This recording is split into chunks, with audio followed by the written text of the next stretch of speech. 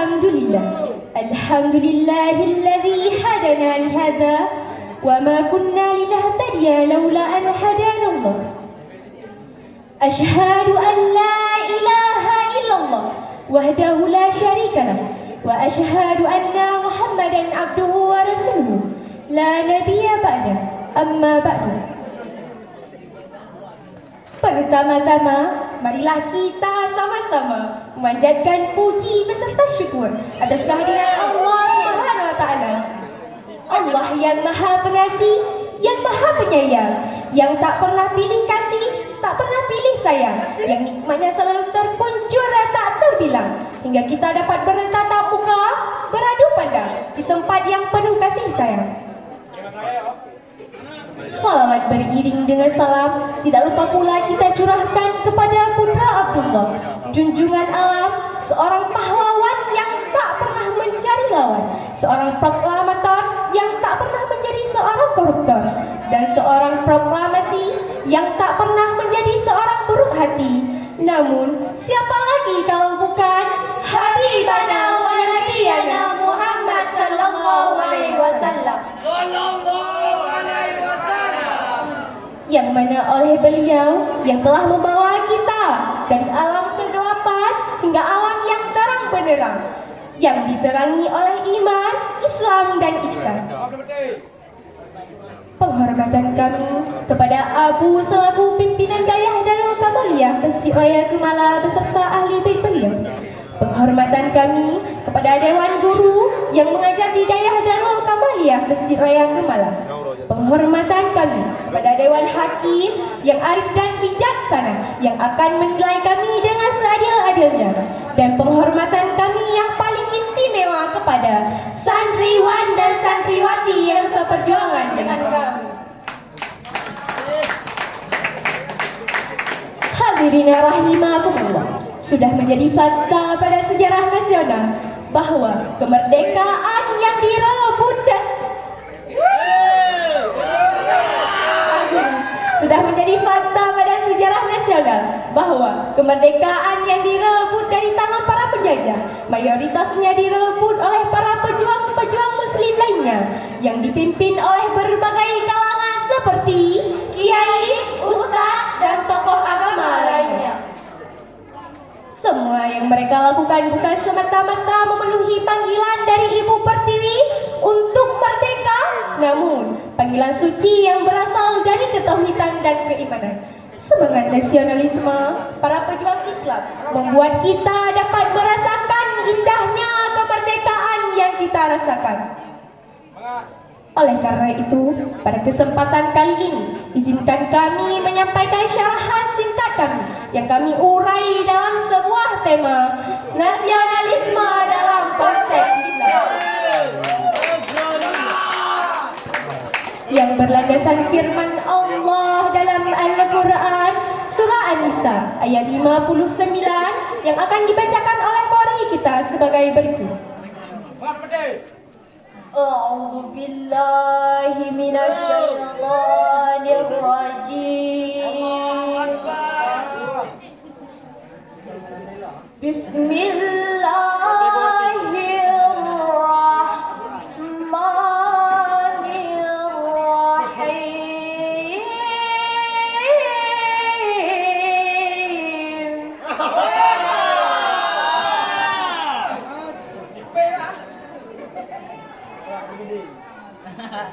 Ya ayyuhalladzina amanu athi'u Allah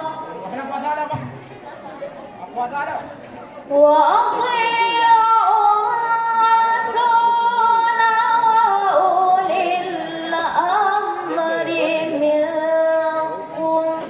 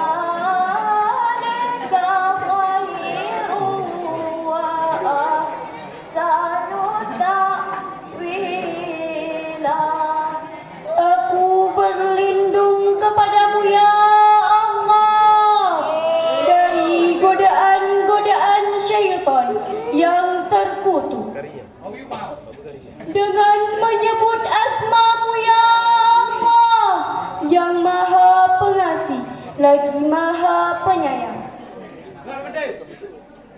Wahai orang-orang yang beriman, taatilah Allah dan taatilah Rasul Muhammad dan ulil amri pemegang kekuasaan di antara kamu.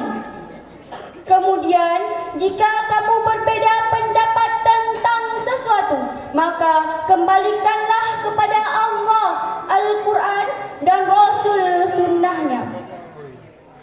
Jika kamu beriman kepada Allah dan hari akhir, oleh demikian itu lebih utama bagimu dan lebih baik akibatnya. Hadirin rahimakumullah, Ahmad Mustafa Al-Marawi dalam tafsirnya juz 3 halaman 72 menjelaskan, ayat ini adalah perintah bagi orang yang beriman agar mematuhi Allah dan mengamalkan Al-Quran serta mematuhi ulil amri yang meliputi pemerintah, para hakim, para ulama, panglima perang yang menjadi rujukan dalam memenuhi kebutuhan hidup serta memecahkan masalah yang dihadapi. Jika kita lebih mendalami makna tersebut, ayat ini adalah landasan bagi orang yang beriman agar hidup berbangsa dan bernegara. Namun hadirin, kita harus hidup berbangsa dan bernegara harus sesuai dengan syariat Islam, bukan sesuai dengan kehendak kita. Kita masyarakat yang memiliki sifat nasionalisme, memiliki harga diri yang tinggi. Kita bukan masyarakat yang seharga dengan sandal swallow, dibayar 100.000 langsung mau ini itu, pilih ini, pilih itu. Namun setelah dibayar kita diinjak bagai sandal. Demo ini, demo itu, jalan ke sini, jalan ke situ. Namun bingung mengapa hidup jadi begini, jadi begitu. Jika sudah terjadi seperti ini, Akan banyak orang yang demo ke tengah jalan dan menyebabkan permusuhan. Akan banyak dari kita yang awalnya saling kenal menjadi tak saling kenal. dan akan banyak dari kita yang awalnya bersatu menjadi bersatu.